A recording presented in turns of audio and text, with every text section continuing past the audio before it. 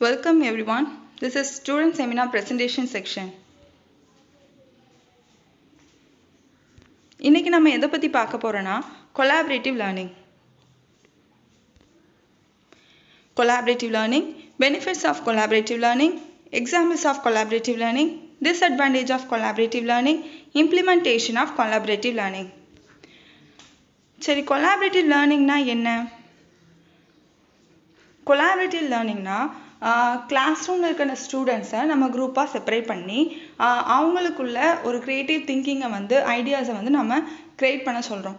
இப்போ ஒரு கான்செப்ட் சொல்கிறோம், இல்லைனா ஒரு ஜென்ரல் இஷ்யூ சொல்கிறோம் அப்படின்னா அவங்க அதை பற்றி நிறைய ஐடியாஸ் டிஃப்ரெண்ட்டாக யோசிப்பாங்க. ஸோ அதையெல்லாம் கேதர் பண்ணி ஒரு குரூப் மெம்பர்ஸ்லேருந்து தனித்தனியாக நம்ம கேட்டு அதை நம்ம கன்க்ளூட் பண்ணலாம். இப்படி இந்த கிளாஸ் ரூம் டெக்னிக்ஸில் கொலாபரேஷன் லேர்னிங் கொண்டு வர்றது மூலமாக ஸ்டூடெண்ட்ஸ் கிட்ட நிறைய ஸ்கில் டெவலப் ஆகும். அது மட்டும் இல்லாமல் போரிங்கான லேர்னிங் என்ஜாய்ஃபுல் லேர்னிங்காக மாறுறதுக்கு சான்ஸ் இருக்குது. சாதாரணமாக லெக்சர் மெத்தடில் டீச்சர்ஸ் மட்டும்தான் பேசுவாங்க. ஸ்டூடெண்ட்ஸ் அந்த கிளாஸ் போரிங்காக இருந்தாலும் சரி, எதுவாக இருந்தாலும் சரி, ஒன்றும் பண்ண முடியாமல் பார்த்துக்கிட்டே இருப்பாங்க. ஆனால் கொலாபரேட்டிவ் லேர்னிங்கில் ஸ்டூடெண்ட்ஸோட பார்ட்டிசிபேஷன் தான் ரொம்பவே இம்பார்ட்டண்ட்டாக இருக்குது. ஸோ ஸ்டூடெண்ட்ஸ் அந்த டே அவங்க லேர்ன் பண்ணுறதை லைஃப் லாங் மறக்க மாட்டாங்க. ஸோ ஒரு பர்டிகுலர் பீரியட் நம்ம இதை கண்டக்ட் பண்ணியே ஆகணும். ஸோ கிளாஸ் ரூமில் எப்படி கொலாபரேட்டிவ் லேர்னிங்கை இன்வால்மெண்ட்டோட ஸ்ட்ராட்டஜிஸ் கொண்டு போகிற ஸ்ட்ராட்டஜிஸை தான் நம்ம இன்னைக்கு வீடியோவில் பார்க்க போகிறோம். வாங்க வீடியோக்குள்ளே போகலாம்.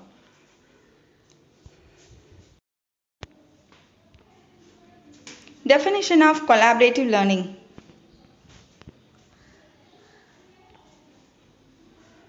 Collaborative learning is the educational approach of using groups to enhance learning through work together. Groups of students or more learners work together to solve problems, complete tasks, or learn new concepts. நம்ம எப்போவுமே எங்கேருந்துலாம் learn பண்ணிக்கிறோம் அப்படின்னா 10% of what we read, 20% of what we hear, 30% of we see, 50% of what we both see and hear, 70% of what is discussed with others, 80% of we experience personally, 90% of what we teach someone else. So teaching someone elseங்கிறது தான் ரொம்பவே effective. So பக்கத்தில் இருக்க பிக்சரை பாருங்கள். அங்கே ஒருத்தருடைய thoughts இன்னொருத்தருக்கு போகுது, இன்னொருத்தரோட தாட்ஸ் அண்ட் கான்செப்ட்ஸ் இன்னொருத்தருக்கு கிடைக்கும். இதன் மூலமாக அவங்க ரெண்டு பேருமே அந்த கான்செப்டில் எக்ஸ்பர்ட்டாக ஆவாங்க, நல்ல லேர்னர்ஸாகவும் இருப்பாங்க. அவங்களால எந்த ஒரு புதிய விஷயத்தையும் கிரியேட் பண்ண முடியும், சால்வ் பண்ண முடியும், கம்ப்ளீட் பண்ண முடியும். Collaborative learning. Collaborative learning is an educational approach of teaching and learning that involves group of students working together to solve problem, complete task, or create a product. According to Creedless, collaborative learning is based on the idea that learning is a naturally social act in which the participants talk among themselves. Greelach 1994.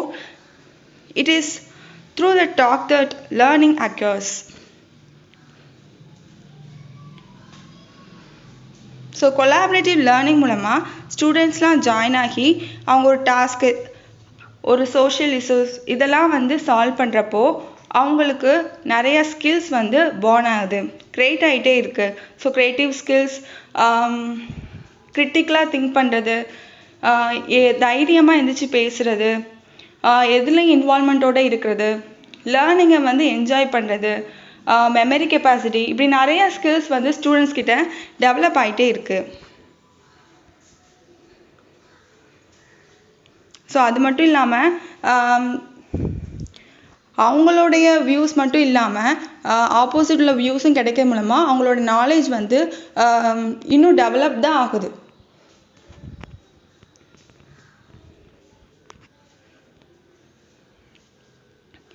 அதை எப்படி approach பண்ணலாம்? There are many approaches to collaborative learning. A set of assumptions about the learning process underlies them all.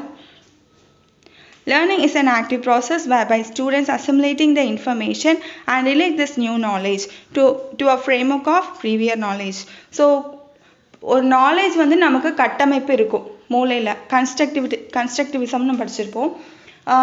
நம்ம ஒரு ஒரு பொருள் ஒரு மனிதர்களை சந்திக்கிறது மூலமாக அவங்கள பற்றின ஒரு ஐடியாஸ் வந்து நம்ம பிரெயினில் ஆல்ரெடி ஸ்டோர் ஆகிருக்கும். நம்ம புதுசாக ஒரு விஷயத்த இன்னொருத்தர் வாயில் கேட்கும்போது அதில் ஏதாவது தவறு இருந்தாலோ இல்லைன்னா அதை இன்னும் நம்ம மேம்படுத்தணும்னாலோ அதெல்லாம் மேம்படுத்த முடியும். ஸோ அதுக்கு ஒரு வாய்ப்பாக அமைகிறது இந்த கொலாபரேஷன் லேர்னிங் தான்.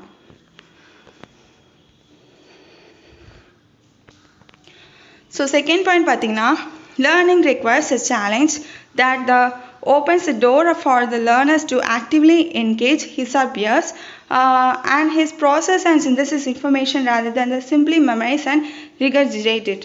அதாவது சிம்பிளாக நான் ஆல்ரெடி சொன்ன மாதிரி சிம்பிளாக ஒரு புக்கை படித்து தெரிஞ்சு அதுக்கப்புறம் எக்ஸாமில் போய் அதை வந்து வாமிட் பண்ணுறதுக்கு பதிலாக நம்ம இப்படி ஆக்டிவிட்டி மூலமாக கொண்டு போகிற ஒவ்வொரு கிளாஸுமே அவங்களுக்கு எக்ஸாம்ஸ் பாயிண்ட் ஆஃப் வியூவில் தான் இருக்கும். அவங்க லேர்ன் பண்ணாமலே உட்காந்து புக்கை ரீட் பண்ணாமலே அவங்களால எழுத முடியும். ஸோ இந்த ஸ்டூடெண்ட்ஸ்லாம் பார்த்தீங்கன்னா எவ்வளோ அழகாக சேர்ந்து புதுசாக ஒரு திங்ஸை வந்து க்ரியேட் பண்ணுறாங்க. அந்த ஃபிசிக்ஸ் எக்ஸ்பெரிமெண்ட்டை எவ்வளோ அழகாக செஞ்சு பார்க்காங்க அப்படிங்கிறத இந்த பிக்சர் வந்து ஷோ பண்ணுது நமக்கு.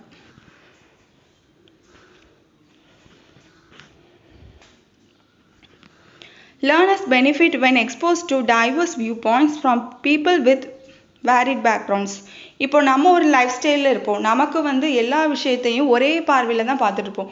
அப்போது வேறு பேக்ரவுண்டில் இருந்து வர்ற ஸ்டூடெண்ட்ஸ் அவங்க லைஃப் ஸ்டைல் பொறுத்து அவங்க எப்படி வியூ பாயிண்ட்ஸ் வச்சுருக்காங்க, எப்படி இதை வந்து அப்ரோச் பண்ணுறாங்க அப்படிங்கிறதுலாம் நம்மளால் தெரிஞ்சிக்க முடியுது. Learning flourishes in a social environment where conversation between learners takes place. During this intellectual gymnastics, the learner creates a framework and meaning to the discourse.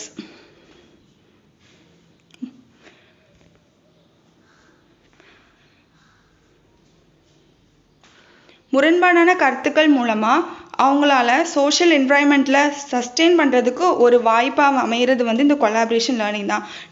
நம்மளுடைய பாயிண்ட் ஆஃப் வியூ மட்டும் வச்சு எங்கேயும் சஸ்டெயின் பண்ணிட முடியாது. ஸோ எல்லாமே தெரிஞ்சுக்கணும், எல்லாத்த பற்றின நாலேஜும் வேணும். அது வந்து நம்ம போய் எல்லா இடத்துலையும் போய் எக்ஸ்பீரியன்ஸ் பண்ண வேணால், நம்ம ஃப்ரெண்ட்ஸ் கிட்ட கேட்டாலே ஷேர் பண்ணாலே நிறைய விஷயங்கள் ஷேர் பண்ணுறது மூலமாகவே நம்ம கற்றுக்கலாம்.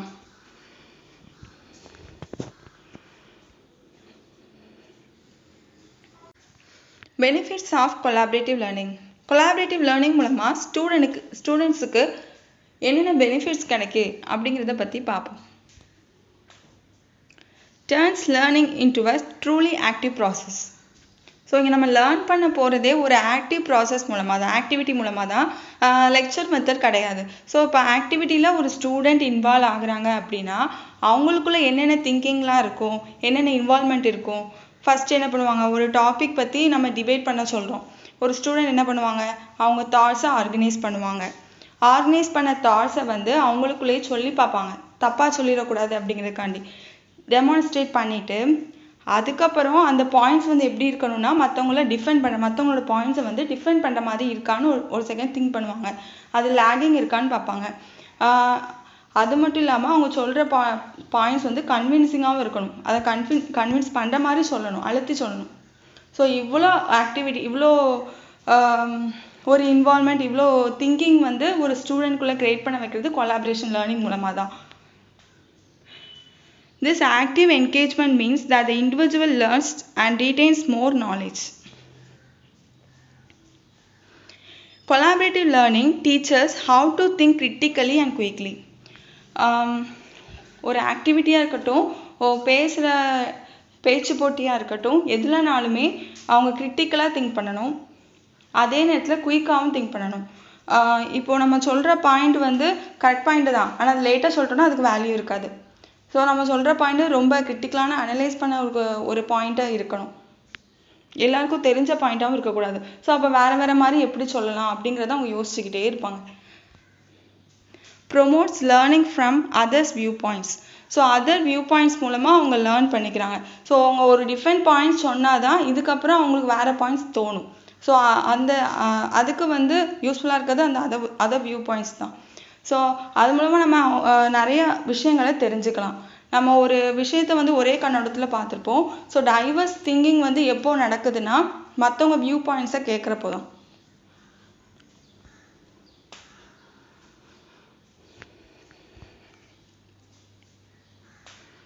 ஸோ இப்போ பிக்சர்ஸ் வரும். இந்த ஸ்டூடெண்ட்ஸ்லாம் எப்படி அந்த ஆக்டிவிட்டியை வந்து ரொம்ப ஹாப்பியாக பண்ணுறாங்கன்னு பாருங்கள். ஸோ ஒரு சேஃப்டி என்வரான்மெண்ட்டில் டீச்சர் கைடன்ஸோட ஸ்டூடெண்ட்ஸ் வந்து இப்படி பண்ணுறது வந்து அவங்களுக்கு ஒரு லேர்னிங்கை வந்து ஒரு என்ஜாய்ஃபுல்லாக மாற்றும். ஸோ செகண்ட் பிக்சர் வந்து எதை சொல்லுதுன்னா, ஸ்டூடெண்ட்டே சென்டராக நின்று ஒரு பையனை பாயிண்ட் அவுட் பண்ணி இதுக்கு மீனிங் என்ன, இதை எக்ஸ்பிளைன் பண்ண அப்படின்னு சொல்கிற மாதிரி இருக்குது. ஸோ இதுவும் வந்து ஸ்டூடெண்ட்ஸ்க்கு ரொம்பவே பிடிக்கும். லீடர்ஷிப் குவாலிட்டி வந்து அதை டெவலப் பண்ணும். ஸோ அவனே வந்து இதை வந்து இன்னொரு வியூவில் பார்க்கலாம், அவனே வந்து எக்ஸ்பிளைன் பண்ணுற மாதிரி நம்ம பார்க்கலாம். ஸோ இந்த ரெண்டுமே ஸ்டூடெண்ட்ஸை வந்து ஒரு ஆக்டிவாக வச்சுக்க, ஹாப்பியாக வச்சுக்க வந்து அந்த கிளாஸ் ரூம் என்வரான்மெண்ட்டே ஒரு ஜாலியாக மாற்றிடும். நெக்ஸ்ட் ஒன் வந்து கார்ட்ஸ் அரேஞ்ச் பண்ணுற மாதிரி இருக்குது, ரைட்டா? ஸோ இதை நம்ம டீப்பாக பார்த்தோன்னா அவங்க வந்து வேர்ட்ஸ் அரேஞ்ச் பண்ணுறாங்க. ஸோ இப்படி பண்ணுறது மூலமாக கம்யூனிகேஷன் ஸ்கில்லாக இருக்கட்டும், ரைட்டிங் ஸ்கில்லு, ரீடிங் ஸ்கில் எல்லாமே, லாங்குவேஜ் ஓரியன்டாக எல்லா ஸ்கில்லுமே இது டெவலப் பண்ணும். அது மட்டும் இல்லாமல் இதில் நம்ம சப்ஜெக்ட் கண்டென்ட்டையும் கொண்டு வரலாம்.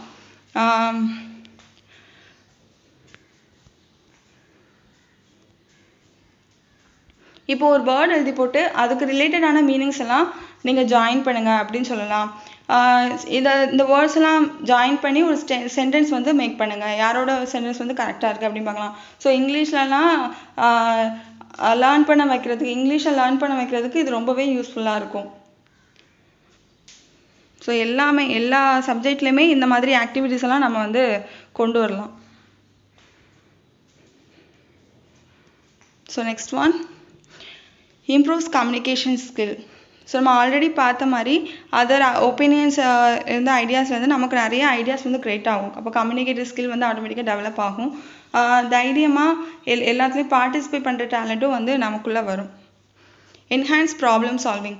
ஸோ ப்ராப்ளம் சால்விங் கெப்பாசிட்டி ஒரு ஸ்டூடெண்ட்டுக்கிட்ட கொண்டு வர்றதுக்கு அடித்தளமே இந்த கிளாஸ் ரூம் லேர்னிங், ஸ்கூல் லைஃப்பில் தான் அவங்க இந்த பேஸ்மெண்ட்டே இருக்குது. ஸோ எப்படின்னா, இப்போ நம்ம டாஸ்க் கொடுக்கோம், ஒரு ஆக்டிவிட்டி கேம்ஸாக கனெக்ட் பண்ணுறோம். ஸோ இதை வந்து எப்படி ஈஸியாக அச்சீவ் பண்ணலாம், சக்ஸஸ் பண்ணலாம், எப்படி ஈஸியாக முடிக்கலாம் அப்படிங்கிறத பார்ப்பாங்க. என்னென்ன வேலாம் இருக்குது, எந்தெந்த கிரிட்டிக்கல் வே இருக்குது, எந்த வேலை போனால் எப்படி இதை சால்வ் பண்ணலாம் அப்படிலாம் அவங்க கிரிட்டிக்கலாக யோசிக்க வைக்கிறது வந்து இந்த கொலாபரேஷன் லேர்னிங் தான். ஸோ இந்த வந்து அப்படியே அவங்க சோஷியலாக அப்ளை பண்ணாங்கன்னா, சோஷியலாக ஒரு பிரச்சனையை அவங்க ஃபேஸ் பண்ணுறாங்க, அந்த ஃபேஸ் பண்ணுற பிரச்சனையை வந்து பயந்து ஓடிடக்கூடாது. இதுக்கு நம்ம என்னென்ன முடிவெடுக்கலாம், எந்தெந்த வேலை போனால் இதை சால்வ் பண்ணலாம் அப்படின்னு அவங்க இங்கே கற்றுக்கிறது தான் அங்கே அப்ளை பண்ணுவாங்க. ஸோ அதுக்கு அடித்தளமாக நம்ம தான் இருக்கணும். Improves cultural awareness. So cultural அவேர்னஸை இம்ப்ரூவ் பண்ணுறது கொலாபரேஷன் லேர்னிங் தான். இதில் வந்து எல்லாருடைய பியர்ஸோட பழகிறது மூலமாக அவங்களுடைய கல்ச்சர் என்ன, அவங்களோட பிலீவ்ஸ் என்ன, அவங்க எப்படி நடந்துக்கிறாங்க அப்படிங்கிறதுலாம் நம்ம தெரிஞ்சுக்கிறது மூலமாக அதை நம்ம வந்து மதிக்கலாம். மதிக்கிறது மட்டும் இல்லாமல் என்கரேஜ் பண்ணுறது, நல்ல விதமாக இருந்துச்சு, இவங்க இதை வந்து இவங்க இப்படி பண்ணுறதுனால நல்ல விளைவுகள் இருந்து தான் நம்ம என்கரேஜ் பண்ணலாம். ஸோ எல்லாரும் பற்றியும் தெரிஞ்சுக்கிறது வந்து இங்கே கொலாபரேஷன் லேர்னிங் தான்.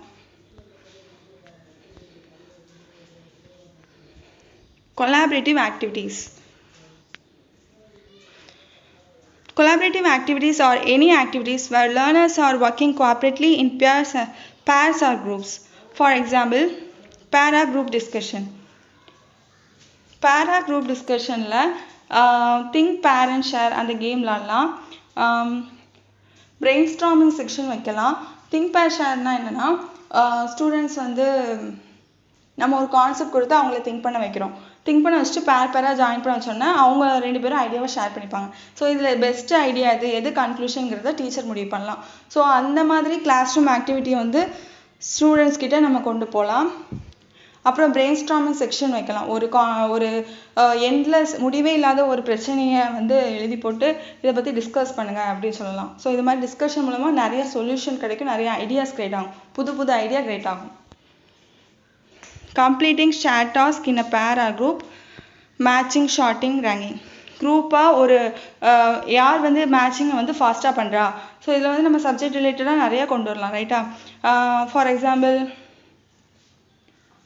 சயின்டிஸ்ட்டு அவங்களோட இன்வென்ஷன் இதே மாதிரி மேட்ச் பண்ணுங்கன்னு சொல்லலாம். ஷார்ட்டிங்கில் என்ன சொல்லலாம், ஆட் ஒன்னை வந்து ரிமூவ் பண்ணுங்கள், இதில் எது மெட்டல் இல்லை, எது கண்டக்டர், எது இன்சுலேட்டர், அப்படின்னு நிறைய விஷயங்களை வந்து நம்ம ஸ்டார்டிங்கில் கொண்டு வரலாம். ரேங்கிங் வந்து ஸோ இதில் வந்து இந்தந்த ஆப்ஷனில் இருந்தால் எது வந்து ஃபஸ்ட்டு ப்ரிஃபரன்ஸ் வரும், ஸோ எதுக்கு ஃபஸ்ட் ரேங்க் கொடுப்பீங்க, செகண்ட் ரேங்க் கொடுப்பீங்க, அப்படி வந்து முடிவு பண்ண வைக்கலாம்.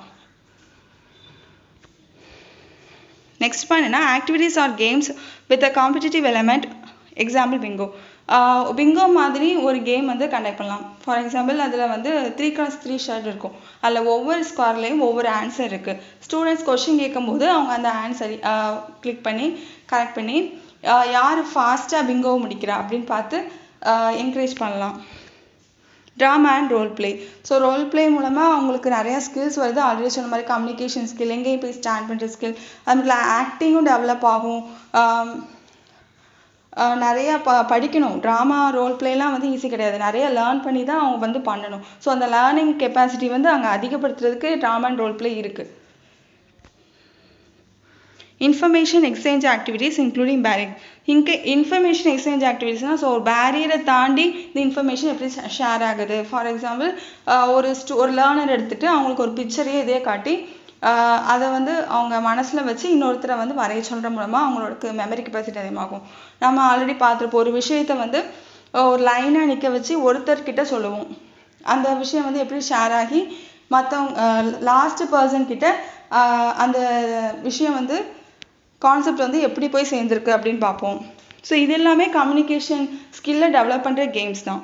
ஜிக்ஸாக் ஆக்டிவிட்டீஸ் மூலமாக நம்ம நிறைய கற்றுக்கலாம். ஃபார் எக்ஸாம்பிள் அது எப்படி பண்ணணும்னா 4 குரூப்பாக ஸ்டூடெண்ட்ஸை வந்து செப்பரேட் பண்ணிக்கிட்டு, இப்போ ஒருத்தர்கிட்ட ஒரு கான்செப்ட் தெரியும், இன்னொருத்தவங்களுக்கு ஒரு கான்செப்ட் தெரியும், ஒவ்வொரு குரூப்புக்கும் ஒவ்வொரு கான்செப்ட் தெரியும். இங்கேருந்து ஒருத்தி போய் பக்கத்தில் இருக்க குரூப்புக்கு அதை சொல்லிக் கொடுப்பான். அவங்க வந்து புதுசாக வந்து வேறு குரூப்லேருந்து வந்து சொல்கிறாங்க அப்படின்னு சொல்லிட்டு நல்லா கவனிப்பாங்க. இப்படி 2 வந்து 3க்கு போவா, 3 வந்து 4க்கு போவா, 4 வந்து ஃபஸ்ட்டுக்கு போவா. இப்படி எல்லார்கிட்டையும் அந்த ஒவ்வொரு பொண்ணும் எடுத்து அவள் ஷேர் பண்ணுறது மூலமாக ஒரு குரூப் எப்படி 4 கான்செப்ட் தெரிஞ்சிருக்கும். ஸோ இதே மூலமாக நம்ம லேர்ன் பண்ண வைக்கலாம். Disadvantage of collaborative learning. So எல்லாத்துலேயுமே கண்டிப்பாக ஒரு ட்ராபேக் இருக்கும். அதை ஓவர் கம் பண்ண என்ன பண்ணணுங்கிறத நம்ம பார்க்கணும். ஸோ இதில் என்னென்ன ட்ராபேக்ஸ்லாம் இருக்குது அப்படின்னு பார்ப்போமா. People learn at different space. So slow லேர்னர்ஸும் இருப்பாங்க, நல்லா ஃபாஸ்ட்டாக லேர்ன் பண்ணுறவங்களும் இருப்பாங்க. ஸ்லோ லேர்னர்ஸையும் நம்ம ஆக்டிவாக கொண்டு வர்றதுக்கு தக்கன நம்மளுடைய கொஷின்ஸ் இருக்கணும். someone may be in charge of the group. கண்டிப்பாக ஒருத்தர் வந்து இன்சார்ஜ் இருந்தே ஆகணும். இல்லைனா முரண்பாடான கருத்துக்கள் எழும்போது நிறைய பிரச்சனைகள் வரும், அது சண்டையில் போய் முடிஞ்சிடும். ஸோ அதை வந்து சால்வ் பண்ணுற கெப்பாசிட்டி ஒரு டீச்சருக்கு இருக்கணும். Next, some groups may struggle if they don't have a group work ஸ்கில்லே இல்லாமல் அப்படி இருக்கிற கிளாஸ் ரூம்ஸும் இருக்கும். ஸோ அவங்க எல்லாரையும் பார்ட்டிசிபேட் பண்ண வைக்கணும்னா அதுக்கு நம்ம ஸ்ட்ராங்காக முடிவெடுத்தால் தான் உண்டு. நம்ம எல்லாரையும் கண்டிப்பாக நீங்கள் இந்த டாஸ்க்கை பண்ணணும் அப்படின்னு சொல்லிட்டு அந்த டாஸ்க்கை வந்து இன்ட்ரெஸ்டிங்காக எவ்வளோ கொண்டு போக முடியுமோ அப்படி கொண்டு போனோம்னா கண்டிப்பாக குரூப் ஒர்க் ஸ்கில் இல்லாதவங்களுக்கும் டெவலப் ஆகும். ஸோ கொலாபரேஷன் லேர்னிங் மூலமாக தான் அதை கொண்டு வர முடியும். சோஷியல் லாஃபிங் இன்ட்ரோவர்ட்ஸ் மே ஸ்ட்ரகிள். ஸோ தனியாகவே இருப்பாங்க, யார் கூடயும் ஒட்டாதவங்க, அவங்கெல்லாம் வந்து ரொம்பவே ஸ்ட்ரகிள் பண்ணுவாங்க. ஸோ அவங்களையும் என்கரேஜ் பண்ணி கொண்டு வரணும். Strategies for collaborative learning in the classroom. Working in small group or part of a team is no longer uncommon today. While professionals collaborate to solve common issues, students engage in collaborative learning. Collaborative learning strategies help teachers to make students work together towards a common goal. Collaborative learning activities mean breaking students into small groups to answer questions, work on projects, and learn from each other, and it has become very prevalent these days. ஒவ்வொருத்தர் மாற்றி learn பண்ணிக்கிறாங்க. Questions answer பண்ணுற மூலமாக நம்ம ஒரு group project கொடுக்கோம், அவங்க வெளியே போய் பண்ணுறாங்க அப்படின்னா அது நிறைய லேர்ன் பண்ணிட்டு வருவாங்க. சோஷியலாக என்ன பிரச்சனைலாம் ஃபேஸ் பண்ணுறாங்க, ஸோ இது கிடைக்கிறதுக்கு இந்த மெட்டீரியல் கிடைக்க எவ்வளோ கஷ்டமாக இருக்குது, ஸோ அது மூலமாக ஸ்ட்ரகிள் பண்ணுற மூலமாக அவங்க நிறைய லேர்ன் பண்ணிப்பாங்க. ஸோ இப்படி கொலாபரேட்டிவ் லேர்னிங்கை வந்து நம்ம கொண்டு போகலாம்.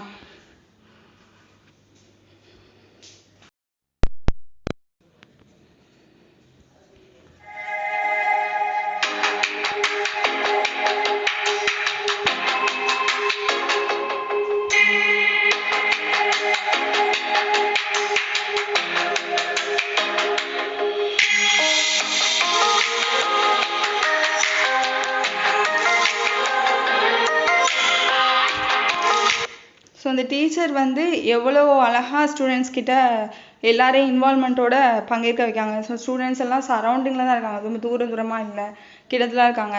ஸ்டூடெண்ட்ஸும் அந்த டீச்சர்ஸ் கிட்ட வந்து ரொம்ப கம்ஃபர்டபுளாக பேசுகிறாங்க, வைக்காங்க. ஸோ இந்த மாதிரி ஒரு ரிலேஷன்ஷிப், ஃப்ரெண்ட்லி ரிலேஷன்ஷிப் தான் ஸ்டூடெண்ட்டும் டீச்சரும் மெயின்டைன் பண்ணணும். ஸோ இதன் மூலமாக அந்த கொலாபரேஷன் லேர்னிங் வந்து எஃபெக்டிவாகவே இருக்கும். இந்த டிஸ்அட்வான்டேஜ் எல்லாம் பிரேக் பண்ண சான்சஸ் இருக்குது.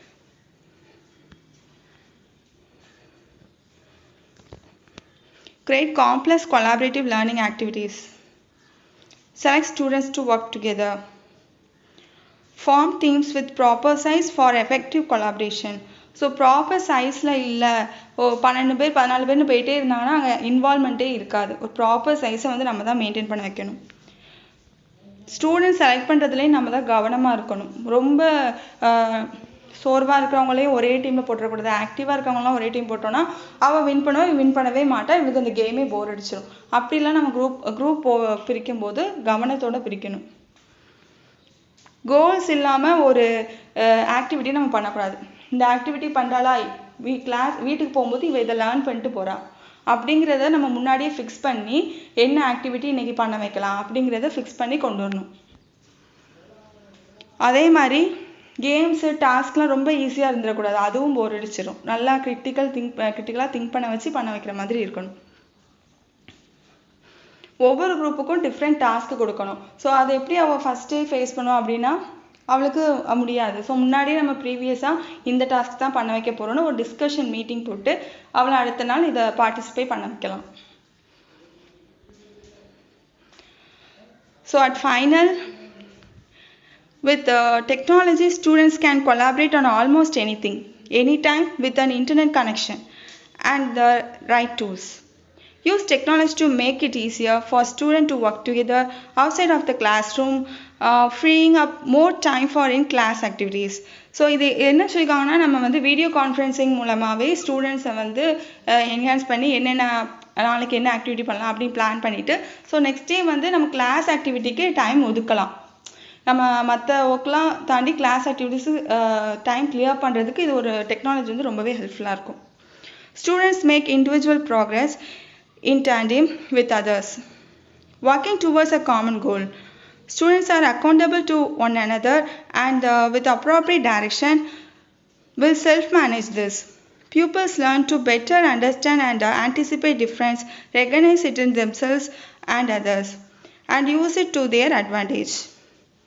அவங்களால செல்ஃப் மேனேஜ் பண்ண முடியும். ஒவ்வொருத்தரை பற்றிய முரண்பாடான கருத்துக்களுக்கு நடுவில் அவங்கள ரெகனைஸ் பண்ணுறது, இவங்க இப்படி தான் அப்படிங்கிற ஒரு அண்டர்ஸ்டாண்டிங் வந்து அவங்களுக்கு ஸ்டூடெண்ட்ஸுக்கு கிடைக்குது. ஸோ இதெல்லாம் வந்து எல்லாமே ஒரு லேர்னிங் தான்.